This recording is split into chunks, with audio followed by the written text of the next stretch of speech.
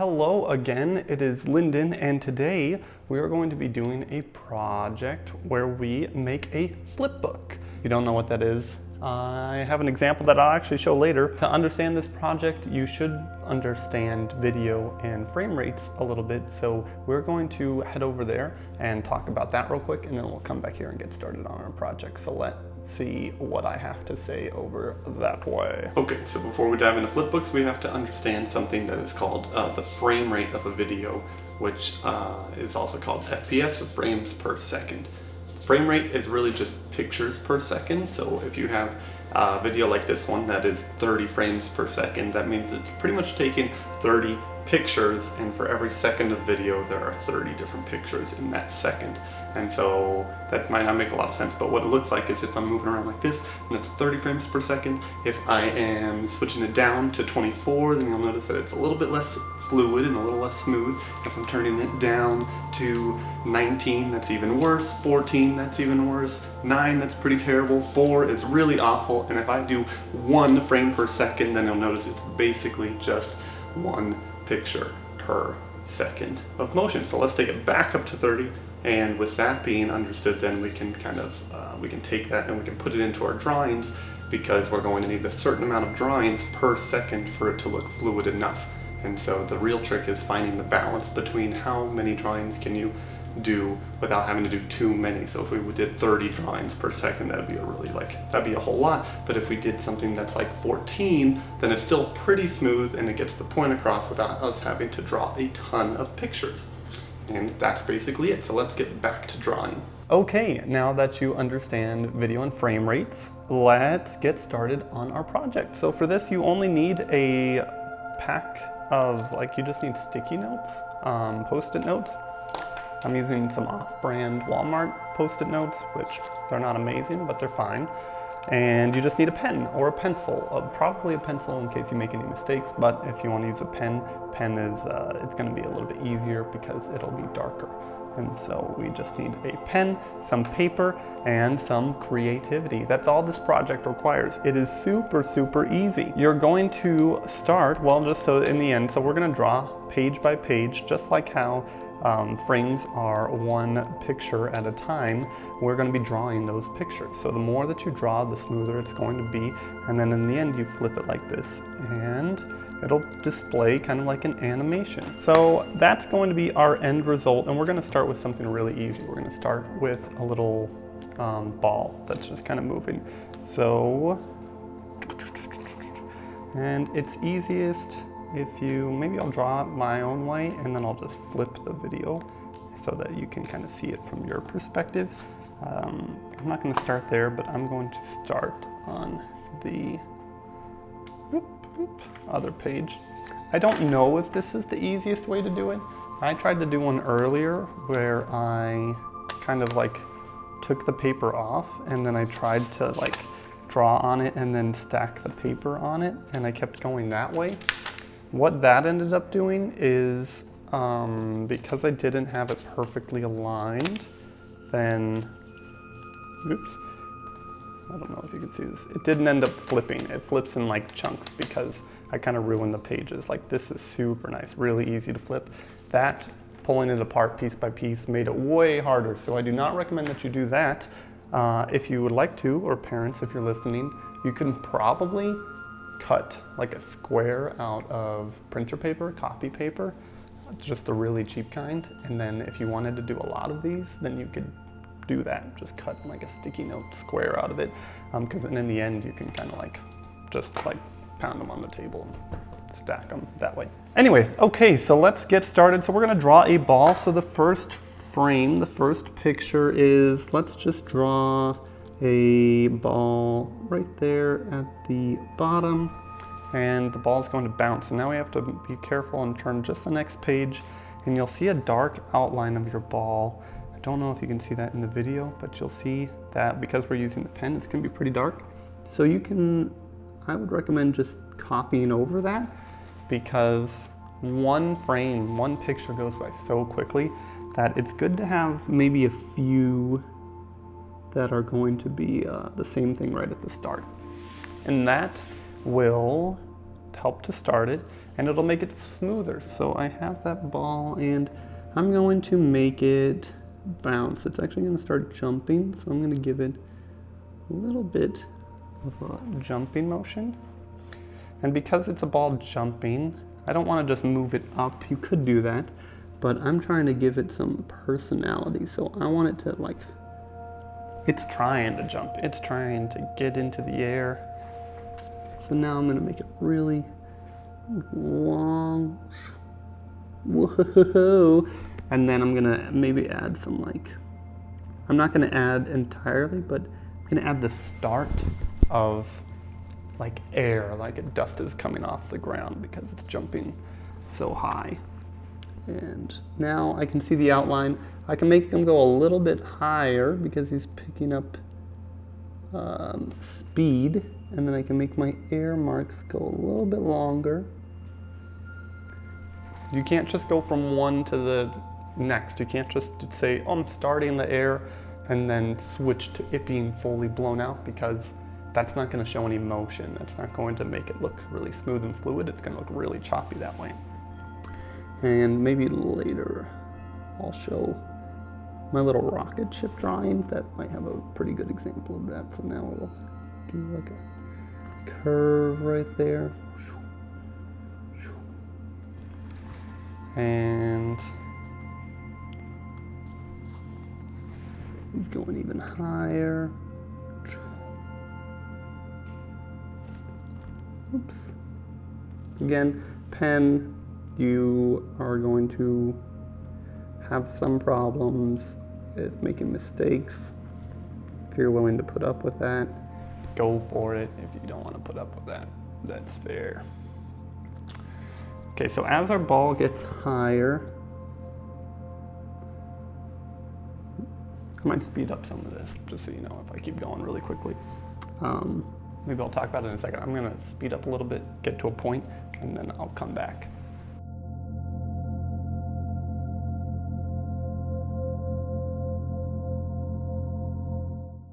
So at some point your ball gets so high, and you don't want to just keep drawing all the way to the top, right? So you want to introduce some motion that's not just the ball. And this is where you really have to think about where you're going and what your end goal is going to be, because if you go into it without a plan whatsoever, then you're going to encounter some issues. You're going to be like, oh, okay, now I'm just run into a problem, and I've drawn 20 different drawings and they're not going to work out.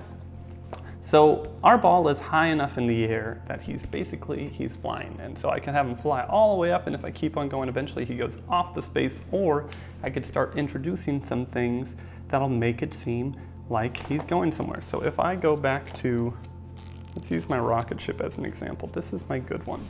I don't know if you can see that. So do you see that, I'm leaning over to see the screen.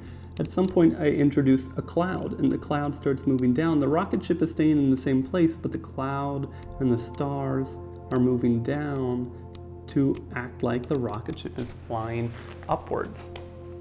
That's what we're going to try to create with our ball. We're going to just start introducing some things. So we just have to draw this ball in the same place. Now I can copy directly over that outline, which makes it a lot easier, and I can start introducing some new things. This is these lines might help to convey some motion that it is falling down. And it makes my drawing process a lot easier because I'm no longer having to draw, well, in theory, it's not a complex ball. It's not very complicated, but if it were really complicated, then I wouldn't have to draw it over and over again in new ways. I would just have to trace over it pretty quickly, and then I could draw some smaller details to introduce that movement. So I'm gonna do this, and then we'll see what it looks like. We'll try to get a little preview of it.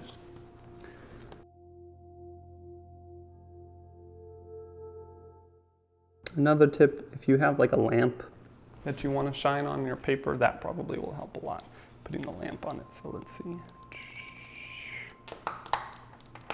Yeah, okay, so it kind of looks like he's flying upwards. Whoop.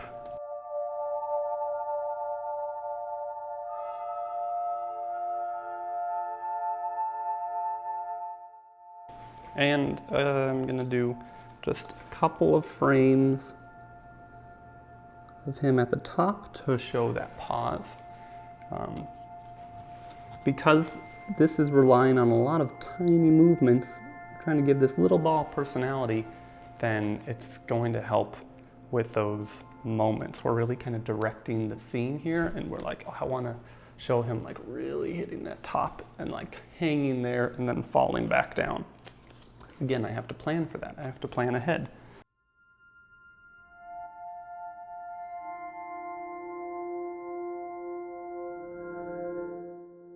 Okay, I'm going to introduce something new into my scene to help. Remember, we're trying to get that motion of him falling.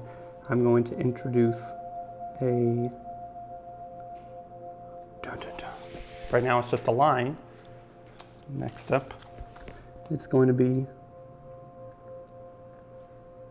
a line with a little bit of a thing. The ball, just tracing like that. And next up we have a line. More of a thing, ball, just tracing. Whoop. Okay, so remember, I'm keeping the ball in the exact same position, and I'm using what is going to be just a block, a pretty random block. And the block is big enough that I can move it over here. I'm moving the block up to, again, convey that motion. Whoa! And I might start moving the ball down a little bit right here because I need to get him back to the ground at some point. So I can move both by drawing them a little bit apart. And that'll help them catch up faster.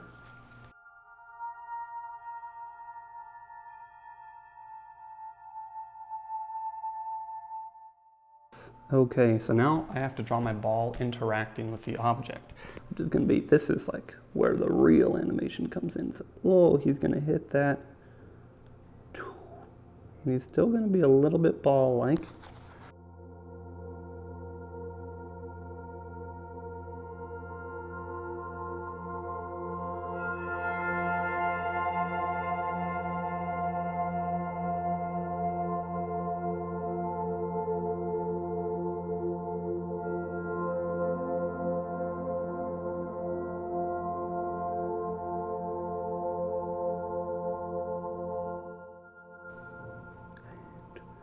I'm going to not draw the top of it, and that's going to kind of be as if the top has gone out of the frame, out of the shot.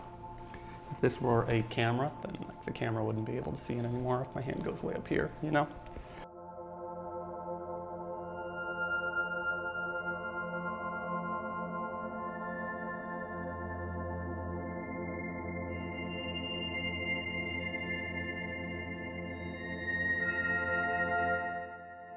All right, this is the fun. This is exciting.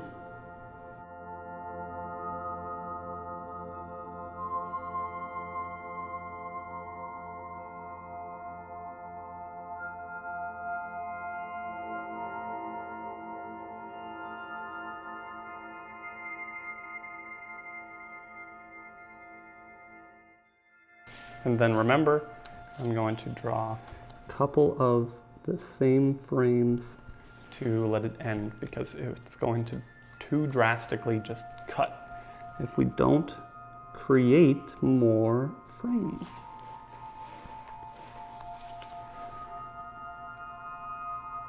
Now we could do the math. We could count these pages and we could say, we could time it. If we're flipping at this speed with this many pages, that's going to be like 6 frames per second, you know, like 14 frames per second. Which if you wanted to get really into it, you could totally do that. You could have it planned down to the exact timing of how you're holding the pages. But we're not going to do that today. Okay, I'm going to move this. Going to put it over here. We got this little book. And then if we flip it, oh, I'm not the greatest flipper. Oh no. That's it. Wow, that's pretty long actually. I'm impressed. I mean, it's easier to do because it's a really simple ball. So you could do this with stick figures. You could do this with really anything. And all of the concepts that we talked about, so you can see he goes up, the ball is staying in the same exact place, but because of those, even those little lines we drew, it looks like he's going higher and higher. He starts falling back down, and because we have that box, it looks like he's going down. But remember, this is barely changing. He goes all the way down, and then he lands there at the bottom. This is the exact same concept and principle that they use for like Pixar movies if you're watching Frozen or something like that. It's kind of similar. They end up animating at these types of frames, and a lot of times they come up with tricky ways to make you think that a character is running. So if, I don't know, let's say they're driving down a highway. They're in a car and they're driving. Well, they don't want to create this massive world in an animated movie. So sometimes they might just have a car that's staying in one place and then they're moving the background behind them so that it looks like the car is driving. It's just about creative ways of dealing with these types of things. So this is the rocket, same exact concepts, right? Except even a little bit worse. I do the smoke, the rocket's in the exact same place. The cloud is kind of making it look like it is moving up. The stars are making it look like it's moving up. And then I just have it kind of hang in space for a second after that. Anyway, I hope you guys enjoyed this fun little project. You can do this all the time, anytime, with like $1. You get these at the Dollar Tree. I hope you enjoyed this lesson on Flipbooks, and keep watching our channel. Subscribe if you're interested in this content and you want some more different things in the future. Thanks. Bye.